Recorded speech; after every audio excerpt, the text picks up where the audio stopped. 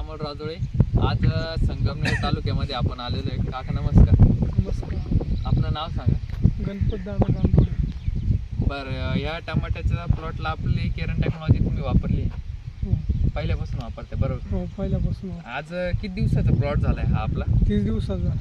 पण 30 दिवसात तुम्ही याच्या पहिले बी रेग्युलर भाजीपाला करते बरोबर हो. नाही? तर तुम्ही केरन टेक्नॉलॉजी वापरण्यापूर्वी बी टमाटे करायचे, तर हो. तुम्हाला यावेळेस टेक्नॉलॉजी वापरल्यामुळे काय बदल वाटला प्लॉटमध्ये? बदल म्हणजे प्लॉटमध्ये बदल तर वाटलाच, पण बुवा इतके फवारे घ्यायची वेळ नाही आली. आताशी 2 फवारे झाले. आता म्हणजे ज्यावेळेस आपण लागवड म्हणजे केली असं त्यावेळेस- झालं वा, कष्ट कमी आणि उत्पन्न जास्त असं दिसतंय त्याच्यात. हा. म्हणजे खर्च कमी होतो ना. टमाट्याला तसे तर बाकीचे फवारे नाही इतक्या दिवसात म्हणजे जवळ 4-5 ते लेट होऊन गेले असते. 4-5 फवारे आरामशीर झाले असतील. शिवाय कॉस्टली होते ते फवारे. तर यावेळेस आपला असं. कमी फवारा घेता, फक्त आपण लागवडीच्या वेळेस फक्त पहिल्यापासून टेक्नॉलॉजी वापरून म्हणजे टाइम ऑफ ऍप्लिकेशन दिल्यामुळं कमी खर्च लागला.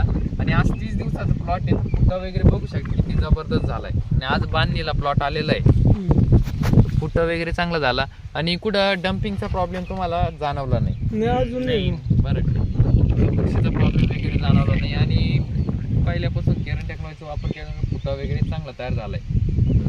आणि इतर तुमच्या आजूबाजूला जे प्लॉट आहे त्यांच्यामध्ये ना आपल्या प्लॉटमध्ये काय बदल वाटतो तुम्हाला? लय बदल. खर्च आहे तिथं आता, कारण जोडीदाराचा प्लॉट आहे ना, त्याला जवळजवळ आपल्या बरोबरचीच लागवड आहे, एका दिवसाची लागवड. हा, आणि त्याचे जवळजवळ 5वा फवारा काल झाला.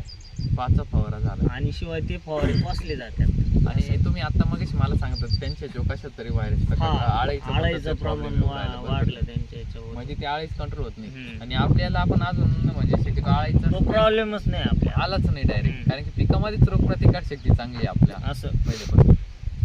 तर तुम्ही केरन टेक्नॉलॉजी वापरून समाधानी आहे? हो, हो समज. आपल्याला ते